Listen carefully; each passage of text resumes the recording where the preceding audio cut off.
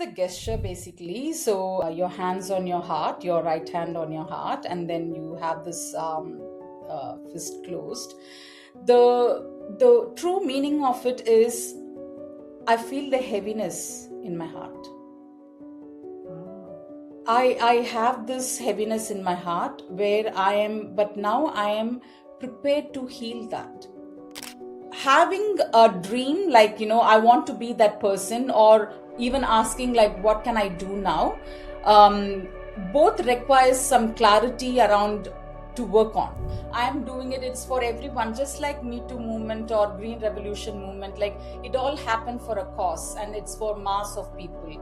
At the moment, what I see here is all these women are doing their best in their life, definitely, but everybody are isolated and scattered everywhere.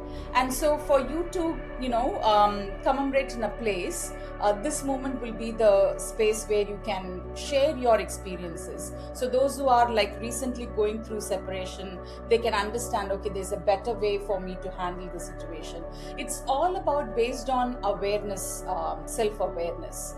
But if the decision is already made, like I'm okay to like part from this committed relationship, then how can I handle myself going forward? So when collectively, it is like when people are sharing their experiences, it's not judged, and you can be vulnerable if you would like. That is something that it prone to happen, and there's no judgment and no unsolicited advice as well will be given unless it's asked.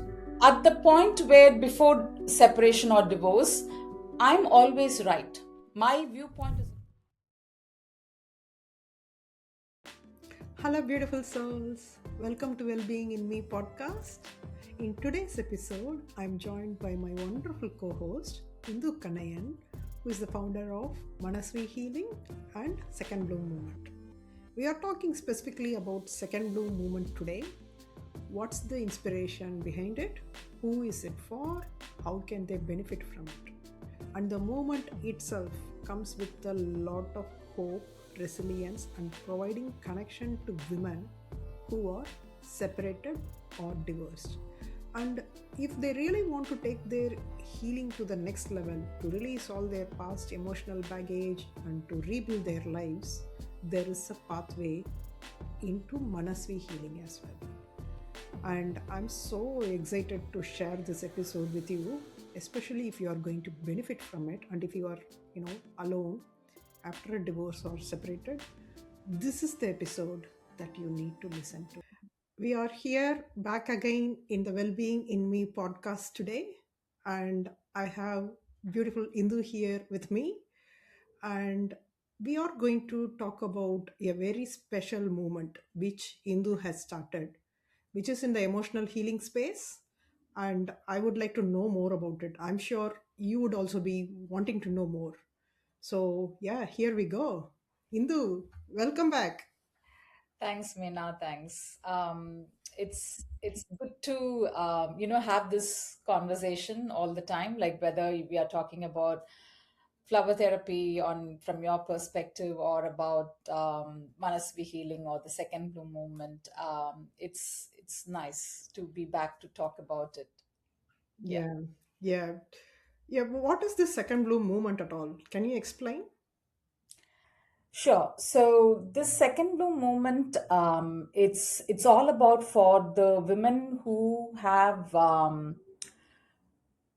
been recently, or they have been separated or divorced in the past. Like, it doesn't matter when was it recent or was it like long before, especially in the midlife, and who have got children.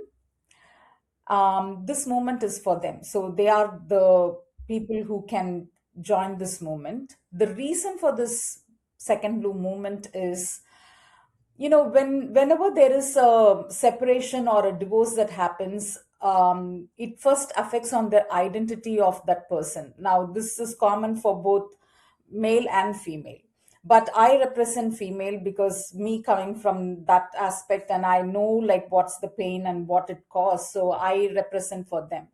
So it's a lot of an identity issues, like who am I now, what am I doing, how am I going to live. It's all the questions pops in, but there is no defined response or an outcome how they can lead their life moving forward.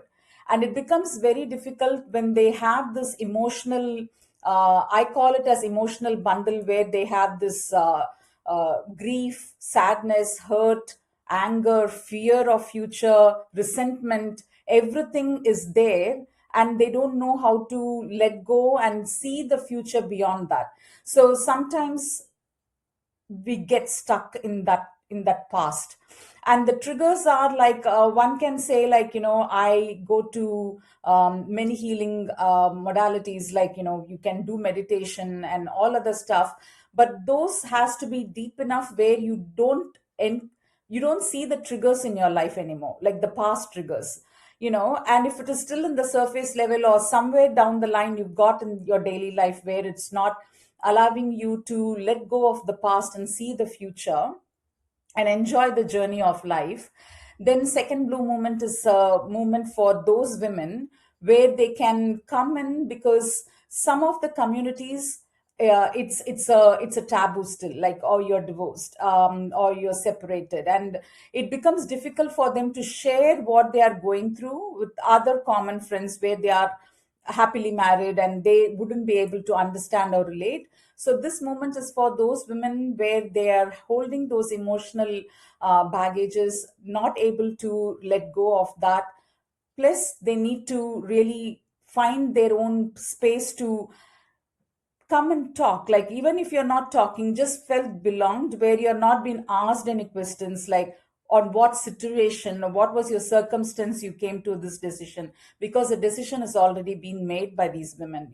No point in go and revisiting or inquiring. There's no interrogation or no judgment here, but they just come here, and they can seek modalities, like, not modalities, sorry, the healing aspects, like, because we are going to do something in the future for them as to how we can regularly touch base. But second blue movement is for them, so it's not like the first half of our life is, oh, it's gone this way, and what am I going to do the next. This second blue movement is a space where we give them not just a false hope, but there are women who have made their life really well, so you can inspire them, or you can talk to them. And this is for those women where they feel that, what's in my future? You have your own future, because you can write your own future. That's the hope, and that's the path the second blue movement takes them to. Yeah. Wow, amazing. I am so impressed by what you have put together and how you are bringing it all together. Because in an ideal world where nobody is judged, or when things don't work as they thought it would, there must be a system, like a community or someone to embrace them, to take them in and to say, you are not broken, you are whole as you are. Let's move forward in life. And that, if that is the hope, if we are looking at the hope that you are giving them there, I think this is going to be an amazing moment, going to go all around the world, and a lot of people are going to benefit from this. Yeah, I can already see this. Yeah, hopefully, yes. Because it's not a movement that I'm doing it. It's for everyone, just like Me Too movement or Green Revolution movement. Like, it all happened for a cause, and it's for mass of people. At the moment, what I see here is all these women are doing their best in their life. Definitely, but everybody are isolated and Mm. scattered everywhere. And so, for you to commemorate in a place, this moment will be the space where you can share your experiences. So those who are like recently going through separation, they can understand, okay, there's a better way for me to handle the situation. It's all about based on awareness, self-awareness. Mhm. Because I myself personally, I could see the change in me, like, before divorce, what was my self-awareness ratio and how is it now. Definitely, I have picked up a lot after the divorce. So probably when people are going through that, when they understand, okay, this is what is happening with me and the situation, can I handle it in a different way? Mm. But if the decision is already made, like I'm okay to like part from this committed relationship, then how can I handle myself going forward? So when, collectively, it is like when people are sharing their experiences, it's not judged, and you can be vulnerable if you would like, if that is something that it prone to happen, and there's no judgment and no unsolicited advice as well will be given unless it's asked, like, Mm. "Can someone really help me?" But you can be in that space and help each other out. Yeah. Mm. Mm. So, with your own personal journey, where you have experienced this, because you are not talking from hearing about it from outside, but you have the lived experience. So, how would someone feel when they come out of a relationship and trying to rebuild themselves and move forward in life? What are the feelings like? What kind of feelings come up? I'm just asking for understanding. That's a good question, and it wouldn't be a straightforward answer, Mm. because that is how it would be. Like when someone has decided to come out of the relationship, and that decision itself is really hard to make, Yeah. regardless of what the situation, how brutal the situation was, or we wouldn't know. Like everyone's individual situation is different, so even if it's a conducive one, like these days they say, mutual uncoupling, they've got a term like that. Even if that is the case, that there is a grief that they would go through, because this is not something anyone would expect to happen in their life. Mm. Especially if they have a family where they've got children involved, that is not an outcome that we would expect anytime at all. Mm. So definitely there is a grief, sadness, hurt, guilt, mother guilt especially. Did I make a right decision or not? Mm. Um, Mm. so it is, everything is combined, and for me, Mina, it didn't come like for one event it's a guilt, and then for another event it's a sadness. It's everything combined. So it's Mm. such a emotional chaos, like one I was going through. And Mm. like, in the morning it's a different emotional setup, and as it as the day goes down, you've got a different. And I remember there were many many nights, and for many many months I had to literally curl up myself and sleep. Mm. So, and you feel like, the moment you shut down your eyes, you feel like, okay, I'm going to forget about everything. But the moment you open up, it's all there, and you've got to combat it on a daily basis. Like whether it's, Mm. I'm talking about, it's not just on the financial aspects, Meena. You might have equal financial rights, and probably you had a good decent share of money in that, in the settlement, or whatsoever that legal thing is. It is just that, how am I going to face the world? Because you, as a person, feel that, what could I have done to save this? There's one part, you have already made the decision. The other part is also asking, could I have done something more to actually save this? Could I have done something more to keep this intact? And there are different questions that comes up on a daily basis, like how do I show up in my workplace? What are they going to think about? And most of the time we don't share our personal thing outside, but if it's a DV based separation, it's a legal thing that we tell the office people, like, this is what I'm going through. And I think in many companies they have got, I think nearly about a week or 10 days where they can take time off to do whatever they have to do. It is a lot for a person to actually think through and work on themselves. So it's not a one thing or a straightforward answer. For me, that's how it was. So I Mm. had to literally then yeah then build, cell by cell, for me to understand, okay, this is how it's going to be. Because sometimes I think I was in denial as well. One day it's everything is going to be hunky dory, because we see all these movies with a magical ending and fantasies, like, somewhere down the line my childish Hindu like was like, okay, one day is everything is going to be fine. But to come to the reality, to accept the fact, okay, this is how it's going to be, how am I going to gather myself, and for you to ask that conscious question, it takes a while. Mm, Yeah. mm. So you said your self awareness was very low before you had made that decision and moved on, and how it improved. What did you do to build your awareness? Although I have gone through all these things, I'm one of the blessed soul as well.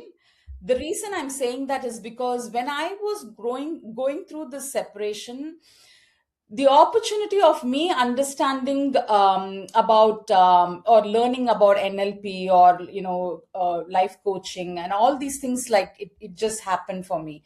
And through that, definitely, I understood like where I'm standing in the whole spectrum, where I'm standing. So um, it didn't happen overnight, and I would say my work is still in progress for the level of where I would want to see myself. But definitely moving from there, because at the point where before separation or divorce, I'm always right. My viewpoint is always right. That's the angle of approach I was approaching.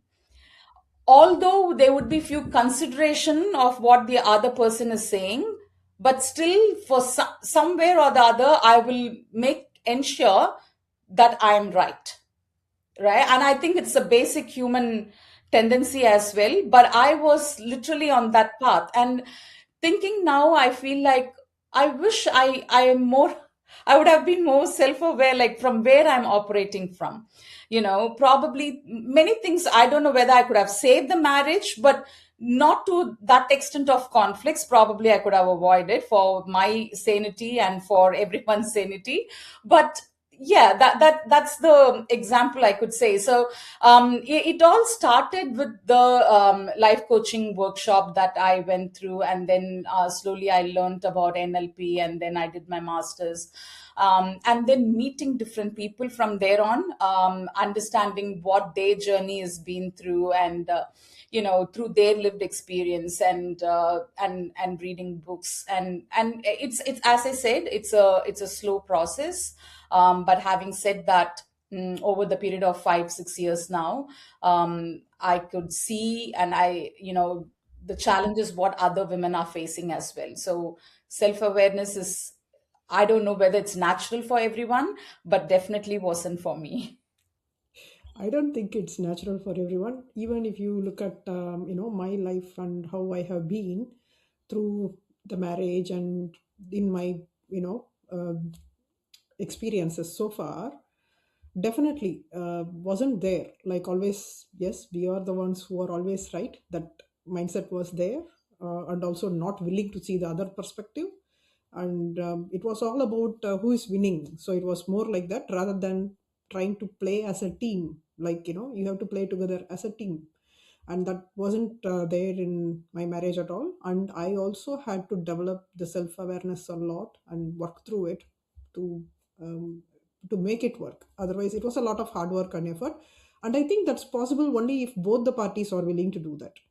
If both parties are not willing to do that, yes, it's not. Yeah, it is not going to be effective. So you improved on your self awareness by investing more in your personal development and life coaching and all of that.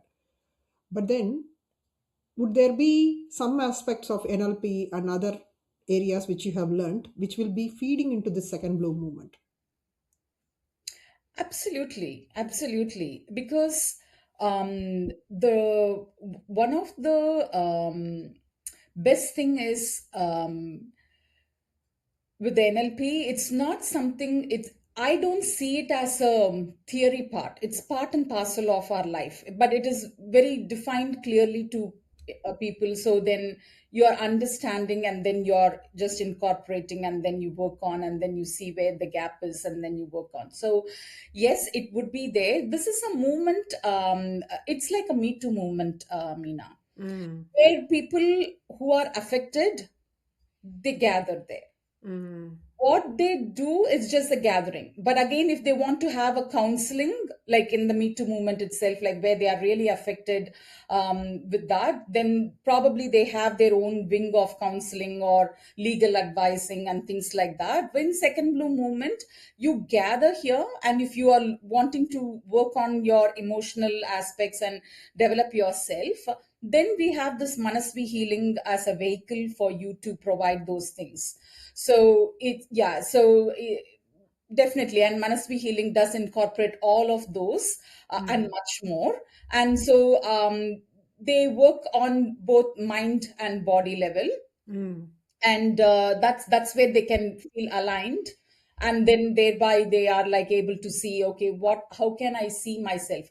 Because if having a dream like, I want to be that person, or even asking like, what can I do now, both requires some clarity around to work on, right? Mm. So Mm. who am I now definitely needs some work to be done for you to understand who you are at your soul level, or as a person. And then to say, okay, I want to be that person, then you definitely need to have some tools and strategies to work through that. But having said that, both requires emotional healing, because otherwise it's just a question, it's just a wish or a dream. You will Mm. not be able to move past that, because you're holding on these triggers will not allow you to navigate through the space that you would want to create for yourself. Mm. And it's through my experience as well. The Before I got into this life coaching and all that, that interim period, that was a suffering where I'm saying like I had to literally curl up and sleep, and going through all these emotions. I have spent like nearly about 10 months period of time in that. Mm. So that's why I say I'm a blessed one, because I got that immediately to for me to learn this, Yeah. and also to be able to teach to others as well. So this is the only way that I see person can move forward, because I had lot of emotional baggage, not just within the marriage, but even as a child, what I was carrying, which affected the marriage life, and it didn't allow me to go past as well. So I had to heal all of those aspects. Mm. All those layers from the past. Yes, yes, yes.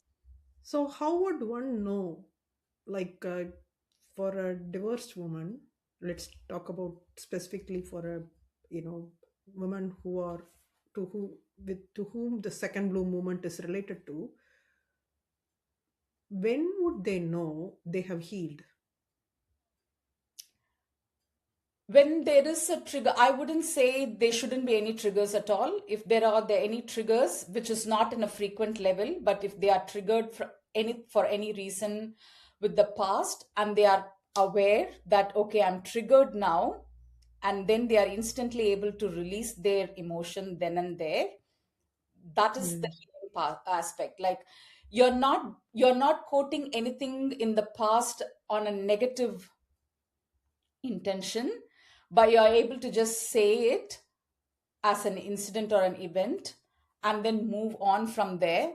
That is the best indication, because to arrive at that point, Mina, I tell you, it's a lot of work involved. It is a lot of work involved.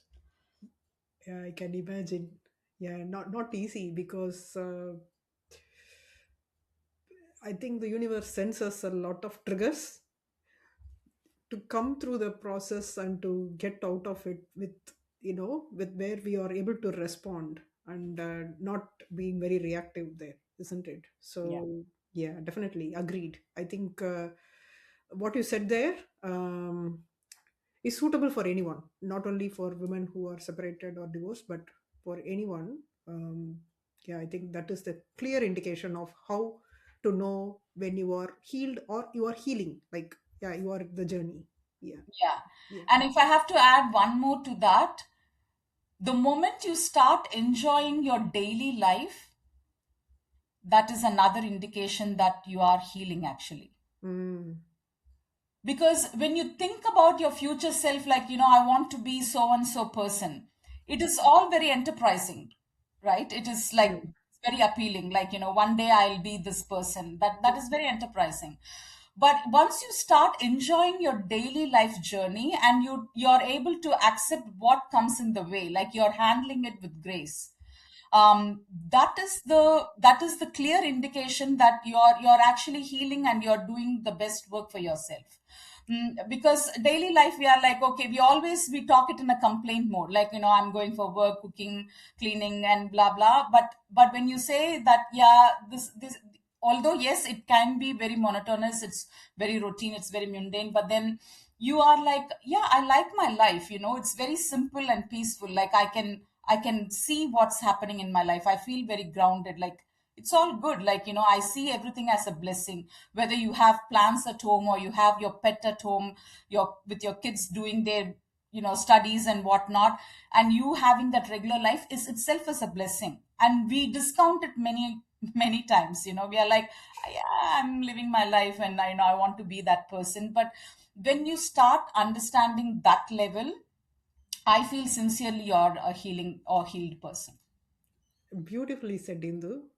I don't think there are better words than this.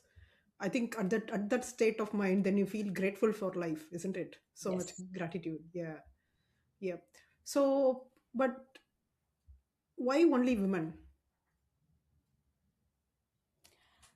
Very good question, Meena. Very good question. I wouldn't say women are emotional people by birth or anything like that, because emotions are equal for both men and women. But the thing is, we women struggle to channelize that and release it. I don't know how men handle it. To be honest, I haven't explored in that aspect or asked or inquired how it is. I haven't like really done any case study. But what I see through my experience, also what I saw in my mom, also what I see in my sister, this is in the family, and not necessarily they all have issues in the marriage. Like, I'm just generally talking about the emotional construct, how we are handling it and how we are holding that. Okay. And my clients, my friend circle, we are not able to channelize that. Mhm.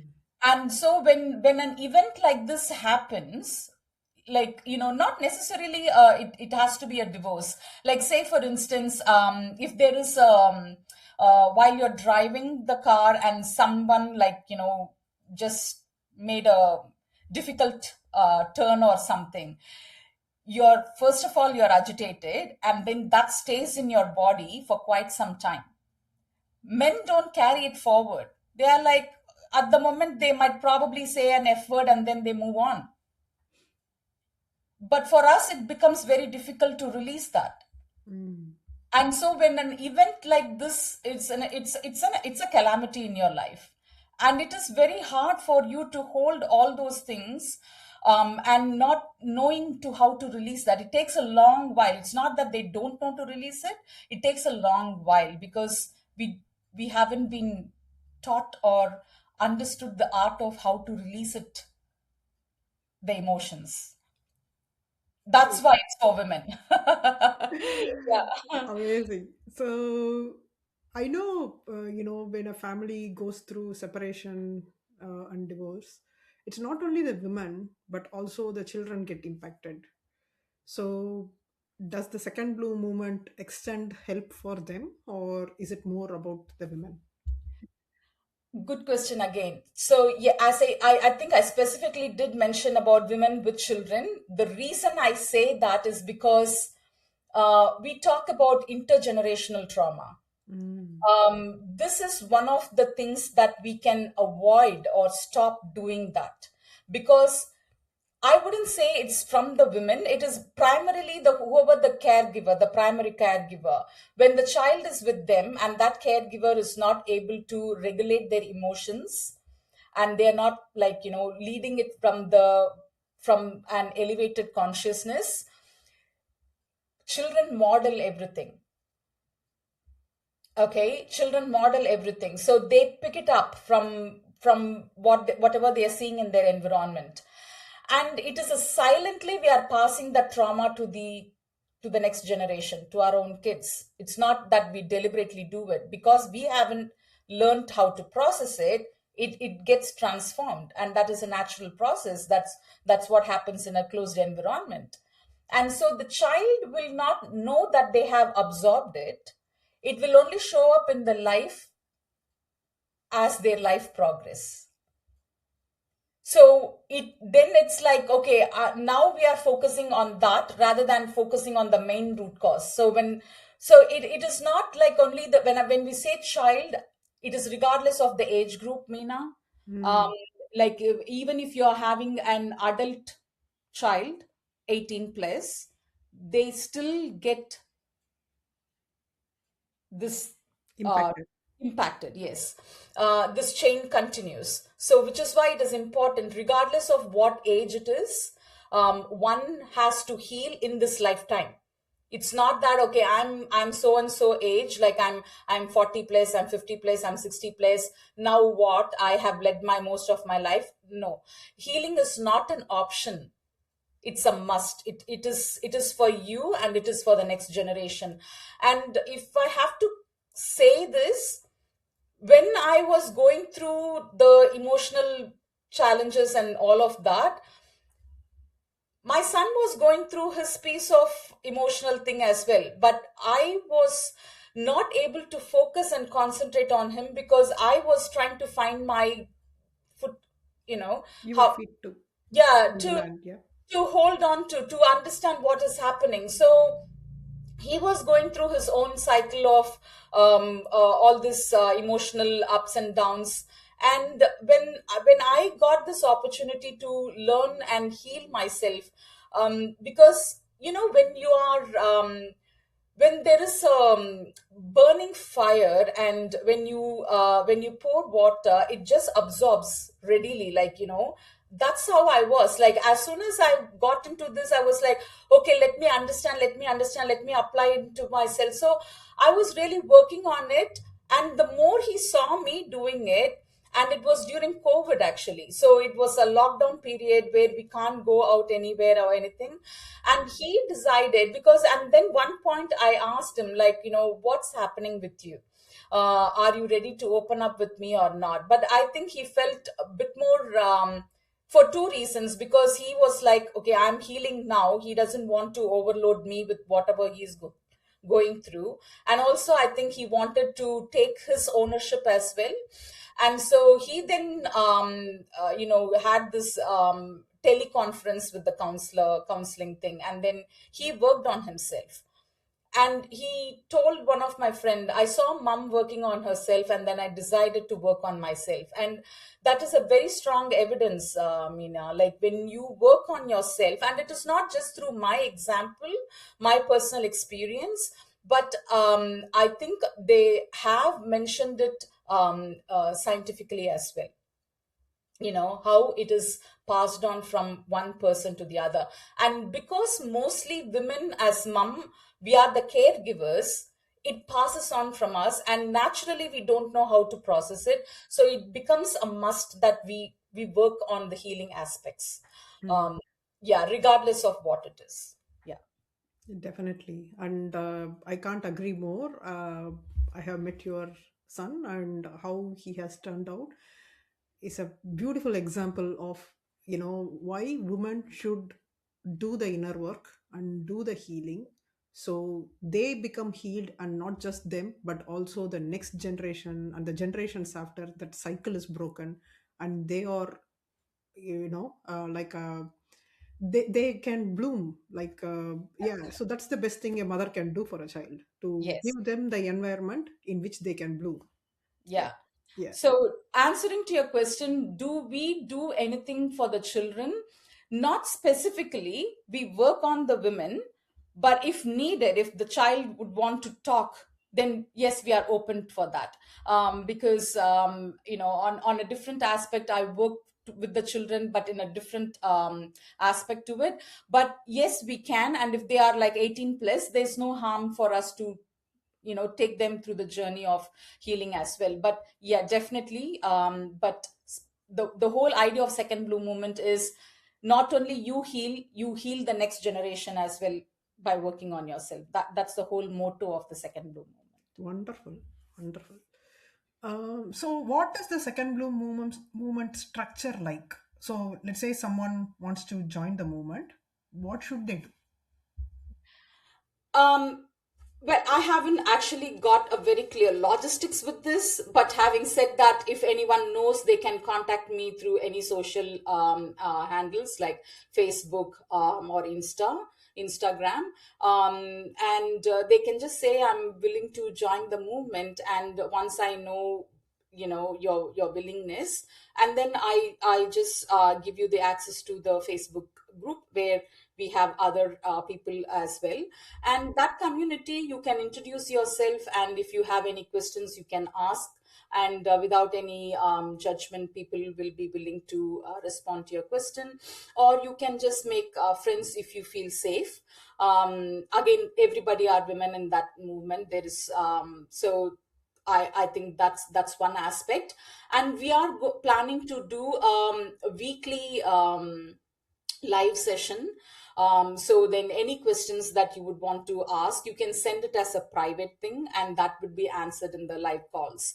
So if you're not willing to put yourself out there, you can just send a private message to me, and then we can then go through that question in the open call as well. Or if they want to continue, in a deeper level, they can join the Manasvi healing program, and then work through with me as a one-on-one, and get that healed as well.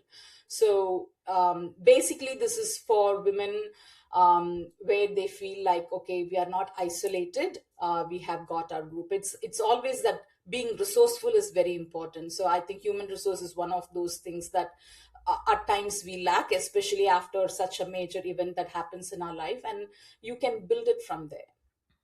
Amazing. So, and is this a free movement to join? Movement is free to join, but if you want to come into the open call Q&A, then there is a little membership fee per month, where then you can access the calls and come and join and talk about all that. But yeah, movement is free, like there's no charge for that. Okay. And let's say someone has joined the movement and then they realize they are becoming more self aware and they are realizing, okay, I need to heal these blocks in me. Like, let's say I have a financial block, I have a emotional block, and I'm having a lot of rage, anger, like that. They, let's say, they identify their emotions. So, and if they are interested in getting the healing from Manasvi healing, then is there a transition from second bloom to Manasvi, or how would that happen? As I said, Manasvi healing is a program. Movement is Mm, a space where you are just there, like anyone can join, as long as you're separated or divorced and you want to work on your healing aspects.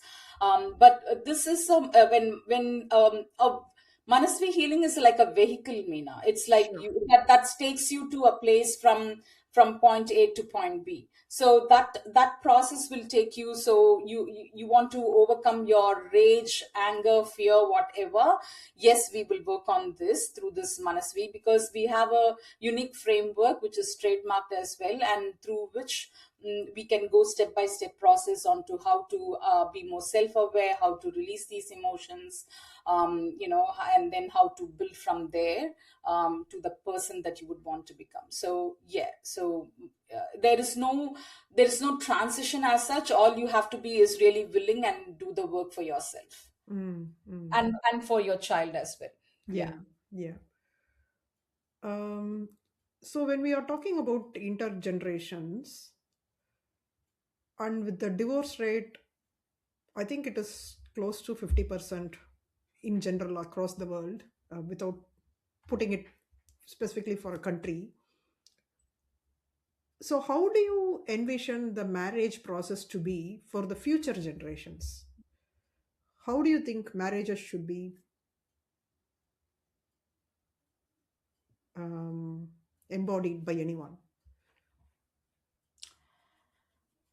Well, think of marriage not for myself to have a remarriage or anything, but it's definitely for these generations. My son is 25, and how is his future is going to pace out. And when I think about that, I think they are more, especially this generation. Like I'm just only seeing as I'm an observer. Like I haven't like seen anyone in a close contact, but what I see is there's a friendship there. There is a mutual respect given, and they understand each other's values, priorities, boundaries.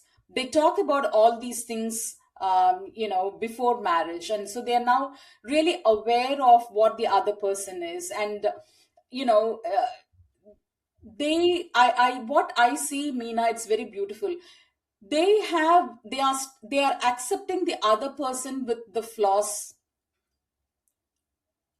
because everybody will have their own flaws. No single human is perfect. Correct. But when I compare my wavelength to at that period and what they I see now, there's a lot of clarity around how a relationship has to be for them. And because there is no dependency, they don't fear like I need to expect everything from this person. And of course, yes, there is an emotional expectations, like when and the space that required. As I said, it's very mutual, and they understand like, okay, if I'm hurt, the other person is hurt as well. When I am expecting, the other person is expecting as well. How do I respect the other person's expectation, and how do I tell me my limitations on this? So they are working on that, and I think it's beautiful. And they are not from the space of, say for instance, if anything doesn't work out, I'm sure they are willing to go for counseling to make the work happen. In my case, it was not the thing, as a comparative, if I have to say that. Those days, when you say about go for a counseling, go for a psychological counseling, what's wrong with me?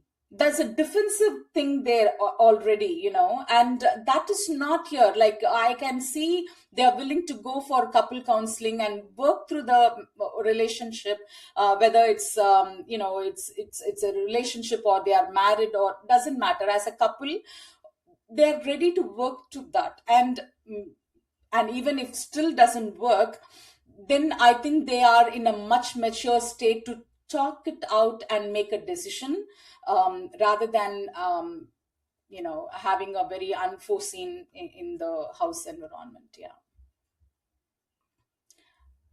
Yeah, I don't know whether I answered the question correctly, but that's how I see. No, uh, I think that's how I see it as well, because I have a son in a similar age and I can see the maturity and the awareness and how much they have, they are modeling us. I can see that. And not only us, but they are seeing around the world, and they are sometimes even my awakening has started with my son. I always say my son is my first guru because of the questions he has asked. I think the next generation, I have a lot of hope on the next generation, that they have a lot more clarity and wisdom. And when they are ready to do the inner work for themselves, and and also modeled by the parents and the society around them, I think they will handle it very well. Yeah. Yeah. Yeah. The vision that you have for Second Bloom movement and how it is going to support women who are divorced or separated and their children,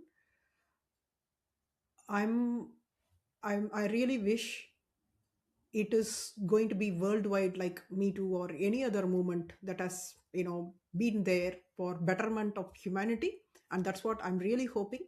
And I know you also have a gesture for it. Can you show us what it is, and why did you choose that? What does it mean? Sure, Meena.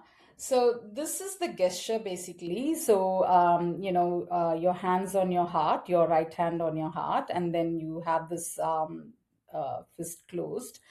The true meaning of it is, I feel the heaviness in my heart. Ah. I have this heaviness in my heart where I am, but now I am prepared to heal that.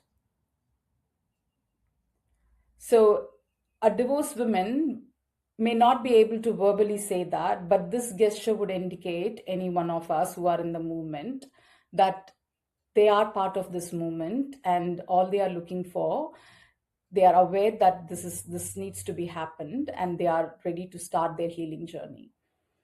And the reason I wanted to do this is, like for peace we have this, and then for I think it's the same for victory as well, and then we have this little thing, I love you. yeah, I love you, and all of that. And I'm like, why don't we have anything for a woman to say, like, I am ready to start this journey of healing, but I'm starting from here. And so I wanted to have a special gesture for those women who come in the movement, and that's the hand gesture for these women. Yeah. Nice. So beautiful. So beautiful. I, yeah, how to release. Yeah, amazing. So, what would you like to say to the women who are listening to this, who are divorced or separated, who want to join your second bloom movement? What do you want to say to them? For those women out there who are embarking the journey after your divorce or separation, regardless of what the situation is, um, age is not a limit, regardless of what age you have made the decision or wherever you are at. As I mentioned already, healing is for your personal, um, it's a must.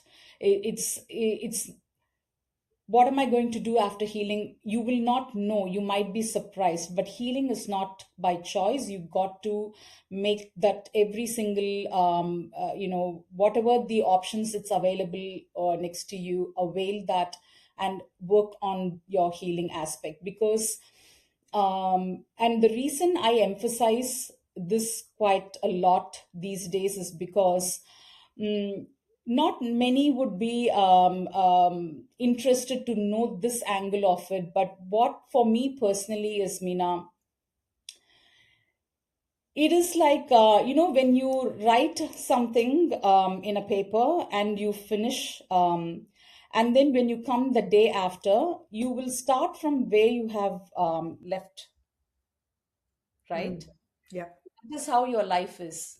Wherever your life is going to in this journey, wherever you're working on yourself, where you finish your soul finishes here, in the next life you will start from there.